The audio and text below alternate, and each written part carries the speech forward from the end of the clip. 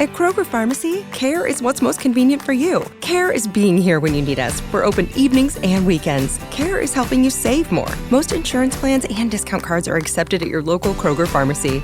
Care is saving you time by managing your prescriptions online. You can request refills, check order status, and more. Care is convenience that works for everyone. Kroger Health, a world of care is in store. Services and availability vary by location. Age and other restrictions may apply. For coverage, consult your health insurance company. Visit the pharmacy or our site for details. Hardy Fiber Cement Siding is proven to withstand water, pests, and fire better than wood-based siding. And it looks better while doing it. Hardy Siding has been chosen for 10 million homes and counting. See the proof at jameshardy.com. You're listening to the Health Courage Collective podcast, episode 43. Is Leaky Gut real?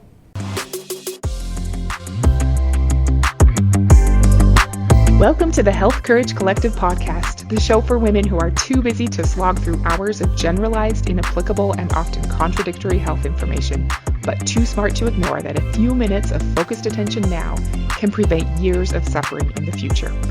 I'm your host, Christina Hackett, a pharmacist who doesn't want you to live on prescriptions, a certified coach specifically trained to maximize your potential, and a compulsive learner obsessed with preventative, cutting-edge, holistic, and integrative medicine. I'm on a mission to increase your physical and mental resilience so you can fearlessly look forward to your next 40-plus limitless years. Your time is now. Let's go.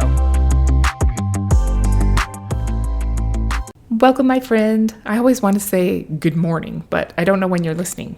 It might be the middle of the night. I hope not. I would much rather you sleep than listen to me. Whatever time of day it is, I'm so glad you're here, and I hope you're having a great day. How has your paper cut conquest been going? Have you identified one small thing that you can consistently avoid or remove from your life? The aggregation of marginal gains is where it's at, especially for long-term health. Skiing and traveling and volunteering in your 90s is brought about by consistency on the small, seemingly insignificant things starting right now. One tiny but consistent tweak to your total daily movement or snacking habits or total sleep time or stress management can have a huge effect on your health 40 years from now, and your confidence and enjoyment today and tomorrow and the next day. And if you use it as your training for a more epic battle, you'll be anti-fragile and ready for whatever dragons life might put in your path. Today, we're going to talk about whether leaky gut is a real thing. I can save you 20 minutes and tell you the answer. Yes. There, done. We need one of those easy buttons from Staples. Do you remember those? I had a friend at work that had one once, and it was surprisingly fun to hit it. That was easy. If you'd like to know more about leaky gut, listen on, because you probably have some degree of leakiness in your gut, even though you're smart and you make good health choices. Wikipedia has a pretty concise and what I would consider to be general consensus type definition of leaky gut. Here's what it says. Quote, leaky gut syndrome is a hypothetical, medically unrecognized condition. Unlike the scientific phenomenon of increased intestinal permeability, leaky gut claims for the existence of leaky gut syndrome as a distinct medical condition come mostly from nutritionists and practitioners of alternative medicine. Proponents claim that a leaky gut causes chronic inflammation throughout the body that results in a wide range of conditions, including chronic fatigue syndrome, rheumatoid arthritis, lupus, migraines, multiple sclerosis, and autism. As of 2021, there is little evidence to support this hypothesis. Stephen Barrett has described leaky gut syndrome as a fad diagnosis and says that its proponents use the alleged condition as an opportunity to sell a number of alternative health remedies, including diets, herbal preparations, and dietary supplements. In 2009, Seth Kalichman wrote that some pseudoscientists claim that the passage of proteins through a leaky gut is the cause of autism. Claims have been made that a leaky gut may cause autism, but the evidence is weak and what evidence exists is conflicting. End quote. Okay, hypothetical medically unrecognized fad diagnosis. That sounds about right. I would guess that if you were to discuss leaky gut with most doctors, they would roll their eyes behind your back. I'm never a fan of doing that, but I am a fan of skepticism, especially if the only information you're getting is from someone who's trying to sell you something. It's good to look at traditional or conservative perspectives and also to be open to some unconventional ideas. While many people may poo-poo the idea of leaky gut, get it? Most holistic and alternative practitioners know that it's a big piece of the general healthscape. Is that a word? I feel like it should be. The overall health of our modern society. Did you ever play Red Rover in elementary school? That was a fun one. I've never asked my kids if they've played Red Rover. I wonder if it's still a thing or if it's too violent or something. I have some good memories of Red Rover and having a hurt arm from holding on tight enough to prevent a breakthrough, or a hurt stomach from coming in hot to a pair of hand holders that surprised me by preventing my breakthrough. If you're not familiar with it, Red Rover is a game where you line up 2 rows of kids facing each other 20 yards apart or something. They all hold hands in a line, and one row decides on the name of a kid from the other row, and then they swing their held hands and chant, Red Rover, send Christina right over. Then that kid has to leave their line and run at the other line and try to break through the chain by running through 2 kids' held hands. It's kind of like a game of chicken. Red Rover strategy involves calling over the most timid kid who's less likely to plow into you like a linebacker, or if you're the running kid, to choose the space on either side of the most timid hand-holding kid in the chain to increase your likelihood of breaking through. Sound familiar? Red Rover. Good times. A good Red Rover team holds tight to each other and doesn't let anyone through. Your intestines are lined with a single layer of mucosal cells called enterocytes. 1 layer. That's pretty tiny. This single layer of enterocytes, if spread out in one mass, would cover the size of a tennis court. They're supposed to be locked tightly together to prevent anything from escaping or entering. There are immune cells, which are white blood cells, in that lining that are the border control agents who are prepared to attack if an invader gets through. Actually, 60% of the immune cells in your entire body are in your gut lining. So it's a very important job. Permeability of the gut wall is often called gut wall integrity or just intestinal permeability. I like those 2 terms better than leaky gut because they don't sound quite so gross.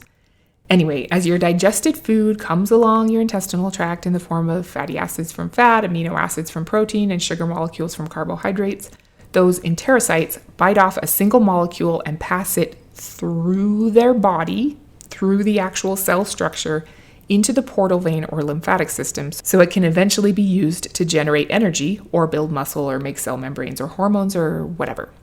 It's fabulous. Problems come along when those cells aren't so tight anymore. The Red Rover team isn't holding hands as tightly, and invaders can start to just wander through in between the guards who were supposed to be maintaining the border. This is intestinal permeability or leaky gut. Microscopic spaces between cells that allow molecules to sneak into the bloodstream or lymphatic fluid that would not have been granted access if those tight junctions were actually as tight as they should be. So you ate that stuff on purpose. Why does it matter if it gets into your body? Isn't that why you ate it? Well, things need to stay in their own areas for everything to work together, and when foreign invaders enter into your bloodstream or lymphatic system, your patrolling immune cells, those white blood cells, go on high alert. Foreign invaders are breaching the border. Reinforcements in the form of cytokines and inflammatory hormones are called to the scene to destroy, clean, and repair. This inflammation is awesome when we have an injury or infection. It is the healing process in action. We want it to work that way. It's supposed to work that way. The problem is that as long as those tight junctions are not as tight as they should be, we've got what should be rarely used emergency responders being called to the scene all day, every day. And the result is chronic inflammation. I'm sure you know that chronic inflammation, even at pretty low levels, is bad news. Chronic inflammation is the cause of Alzheimer's, cancer, diabetes, heart disease, autoimmune disease, obesity, chronic pain, even depression. It's the main accelerator of the aging process. We don't mind getting chronologically older and experientially wiser, but there is no reason to speed up the development of diseases and infirmities. And that's precisely what inflammation does. Many people call it inflammaging, which is cute. While it's commonly acknowledged that inflammation is at the root of all of the common diseases of aging, some doctors think it is the ultimate root cause of aging, and other doctors, like Dr. Stephen Gundry, think that the root cause of aging is actually intestinal permeability, which then causes inflammation, which then causes the chronic diseases of aging. Do you follow that logic? Whatever the case, we definitely want to keep our chronic inflammation as low as possible. Acute inflammation is our friend and necessary for healing. It's the ever-present low-grade inflammation that slowly burns away our good health. There are markers for inflammation that can be measured in the blood. Okay, so macronutrients pass through the body of the enterocyte cells. Water and electrolytes actually pass through in between the cells. The tight junctions between cells that we want are modulated by CXCR3 receptors in the intestinal epithelium, which respond to a protein called zonulin. Zonulin opens up those tight junctions, allowing bigger stuff to pass through the gut wall. Zonulin can be measured in your blood, and it has been definitively associated with the development of celiac disease and type 1 diabetes, which is super interesting, but also associated with the chronic diseases of aging like type 2 diabetes and all autoimmune diseases. Having high zonulin is not a good sign, but it can be influenced, so that's a good thing. One of the main activators of zonulin is a glycoprotein called gliadin that's found in wheat. According to our same friend, Wikipedia, and other sources, quote, gliadin activates zonulin in all people who eat gluten, irrespective of any autoimmunity. This leads to increased intestinal permeability to macromolecules, end quote. So, yes, you heard that right. Eating wheat increases your intestinal permeability, whether you think you're sensitive to wheat or not. Other things that increase intestinal permeability are stress, toxins, and microorganisms, especially cholera, enteric viruses, and parasites. 4 things to be especially mindful of are glyphosate, lectins, lipopolysaccharides, and non-steroidal anti-inflammatory drugs. You probably know about glyphosate. I have a lot to say about it, but the short version is that it's the active ingredient in the weed killer Roundup. It's everywhere. It's bad news. It's a toxin that plays a role in prying apart the tight junctions in your gut wall. It decimates the soil, killing healthy bacterial and mycorrhizal networks, depleting our food of micronutrients and minerals like magnesium, and it jacks up our microbiome, among other nefarious things. You want to try to avoid eating any food sprayed with glyphosate if you can, and some foods are sprayed with glyphosate at harvest to speed their drying time, which is horrible. Awful. That means you're eating food bathed in it. I heard that a long time ago and always thought wheat was the most likely to be dried that way. If you had asked me a few weeks ago which food has the highest levels of glyphosate, I would have said flour. But I just learned that the food highest in glyphosate is... Dun dun dun. Do you have a guess? Do you even like guessing games? I wish I were hanging out with you in person and I could throw out a prize to whoever shouts out the answer. It's hummus. I was surprised by that, but garbanzo beans or chickpeas and lentils are 2 of the crops most commonly sprayed with Roundup at harvest time to speed up their drying. Ugh. 2 things you would normally think of as healthy.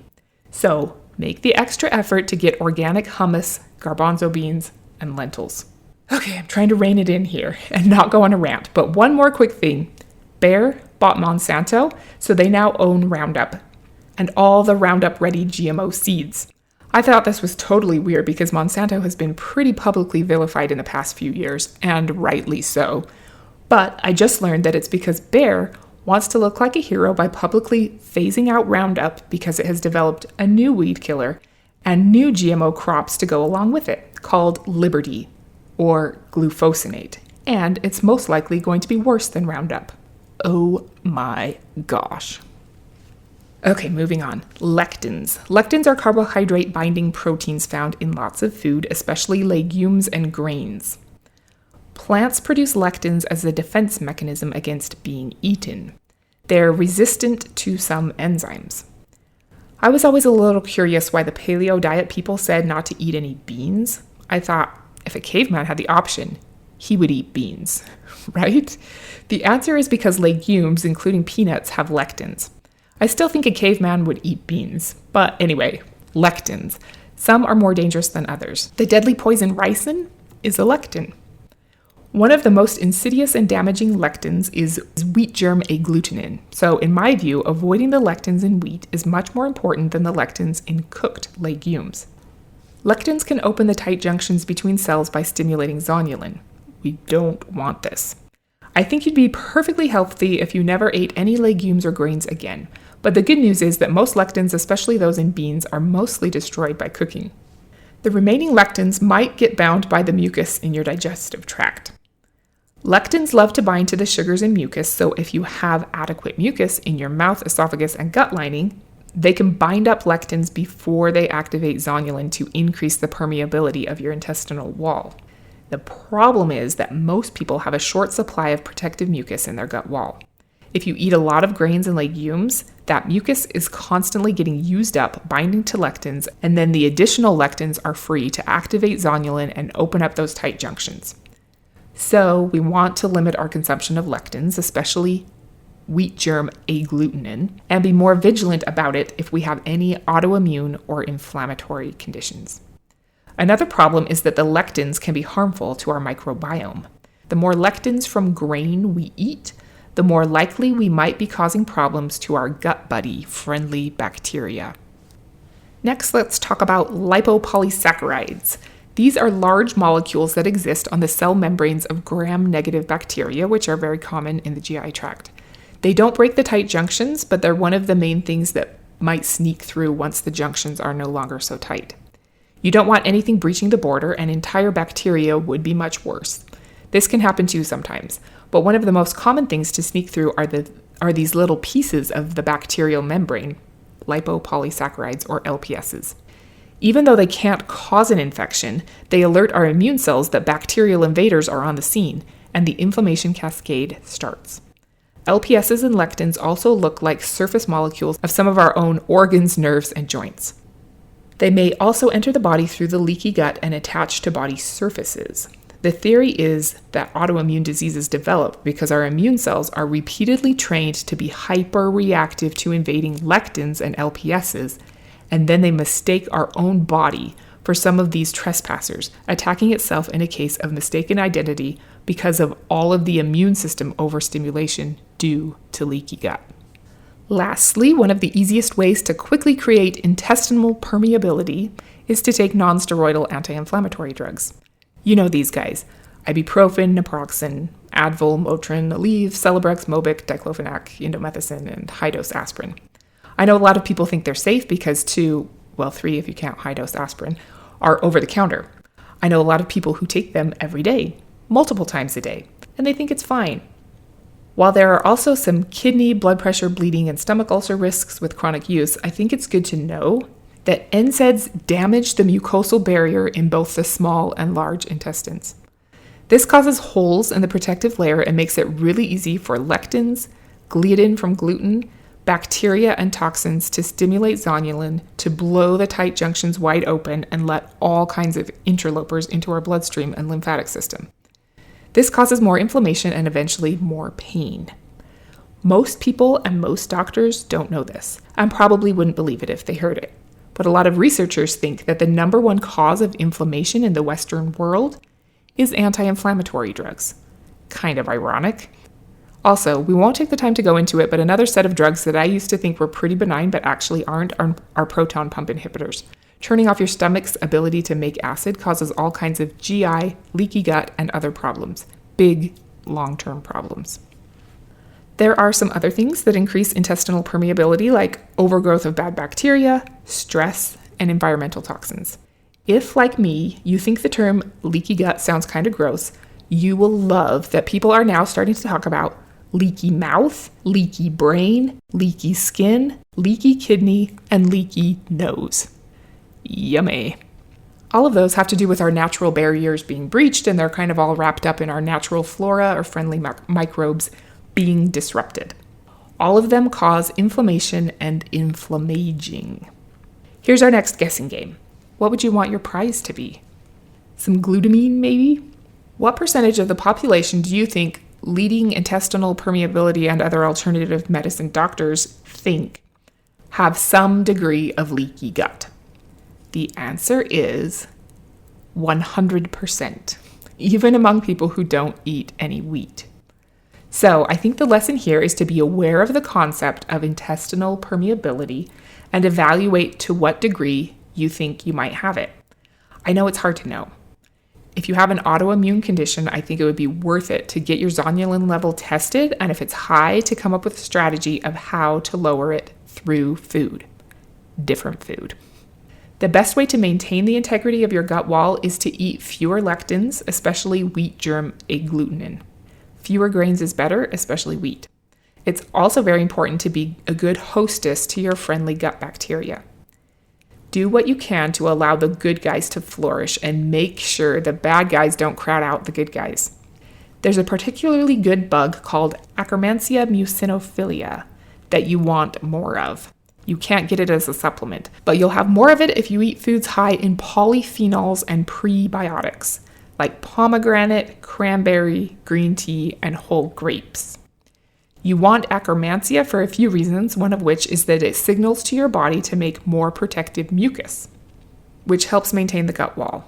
People with more Akkermansia have less obesity, less diabetes, less heart disease, and less overall inflammation. Other probiotic strains like E. coli Niciol 1917, Lactobacillus ramosis, Lactobacillus reuteri, and Ficobacterium prasnitzi have all been shown to improve gut wall integrity. Glutamine is an amino acid needed to maintain good gut wall function. If you are low on it for some reason, which would be really hard to know, it would be good to make sure you're getting enough glutamine. It's a conditionally essential amino acid, meaning you do make it, but sometimes your demand exceeds your production. Signs of glutamine deficiency are all the classic symptoms of irritable bowel syndrome. So if you have any of those, I think an experimental trial of glutamine is worth it to see if it helps. You can get it as a supplement. Dr. Stephen Gundry has a supplement called Lectin Shield with 9 ingredients that help to block lectins from ever getting to the gut wall. Pure Encapsulations makes products called GI Integrity and GI Fortify that have glutamine and some other supplements that might help. I put a little bit of GI Fortify powder in my shakes a few times a week, just for fun. There's also a supplement that used to be called Restore, and now it's called Ion. And it's made from ancient soil extracts and has minerals specifically formulated to restore and maintain good gut wall integrity. It's kind of brown looking, but it tastes pretty much like a spoonful of water. I've had some for years and I keep forgetting to take it, so I still have quite a bit of it, but I do take it sometimes. I just looked it up, discovered its name change, and realized that it's made by Dr. Zach Bush, who I was just on a Zoom call with the other day, and I didn't make that connection. That's kind of fun. Just in case you think it's interesting, there's a drug called Larazotide, currently in clinical trials, that is a zonulin receptor antagonist meant to reduce intestinal permeability in people with celiac disease. Intestinal permeability is an issue to some degree for most people in the Western world. Now that you know more about it, I hope you're prepared to decide what, if anything, you want to do about it. There are lots of options, and they're just that, not requirements or standards to be upheld or things to stress you out. Just tools that you can choose to use or not. Always be careful and smart when researching supplements, and watch out for groups trying to ride the wave of so-called fad diagnoses like leaky gut, if their only goal is to sell you something. Having good gut wall integrity is important. Keeping your inflammation down is huge for overall health and longevity. We don't want chronic inflammation even at a low level. Fixing gut wall integrity really can reduce and eliminate inflammation and autoimmune diseases. I'll put a link in the show notes to a study showing that purposeful correction of gut wall integrity with a lectin-free diet and supplemental pre- and probiotics and polyphenols resulted in 93% of patients having complete resolution of autoimmune markers in 9 months. That's huge, and it's among patients with different kinds of autoimmune diseases. Even if you don't have any kind of autoimmunity, you still want to keep your inflammaging down so that you're able to show up as your best self and make a difference in the world for decades to come. Thank you so much for taking the time to be with me today. I don't take it lightly, and I hope you found something useful. Next week, we're going to talk about the ultimate game we're playing. Until then, keep your tight junctions tight and don't be normal. Thank you so much for tuning into the Health Courage Collective podcast. I am truly honored that you have paid me the enormous compliment of your time and attention. I would be so grateful if you would share this podcast with someone you know and subscribe so you never miss an episode.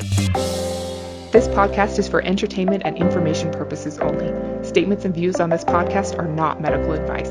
This podcast, including Christina Hackett and producers, disclaim responsibility for any possible adverse events by use of information contained herein. If you think you have a medical problem, consult a licensed physician.